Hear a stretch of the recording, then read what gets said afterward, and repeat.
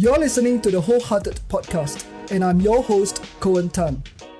So, Sha-En, I think a couple of years ago, in the midst of the pandemic as well, you were making a little pivot. I wouldn't say it's a complete pivot, but you're making a pivot towards women empowerment. Like you want to do things to empower other women around you.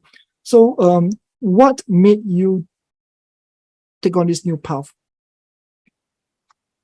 I guess in my work, when I do workshops or webinars, I often I tell a lot of my personal stories because I think in sharing my journey, I hope that people can feel empowered to say, well, she's tried it out. She didn't turn out too bad. She seems to be enjoying her life. Maybe I want to try it too, right? And I also share because I know that by sharing, it breeds connection. And because I share so much, I get a lot of ladies, particularly, who come to me, send me private messages and say, "Oh, Sha-En, this is what I'm experiencing. How do you do it? How come you can live like that?" And even yesterday, I was at a workshop and someone said, "How did you learn to draw your boundary lines so clearly and be able to enjoy everything that you do?" And so I realized the power of being that vulnerable and authentic self.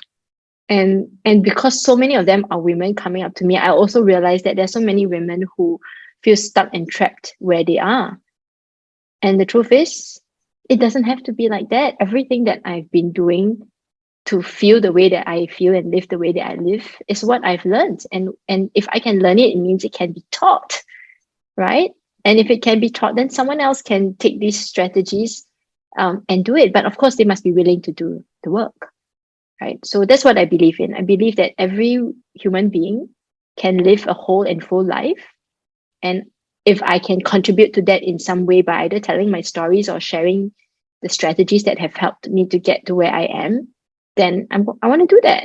Right. Because I feel sad and frustrated, to be honest, when I see someone else living in a way that can be changed.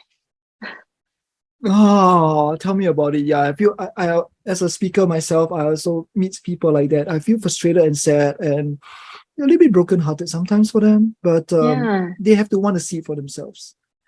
True, of course. They must believe that it is possible.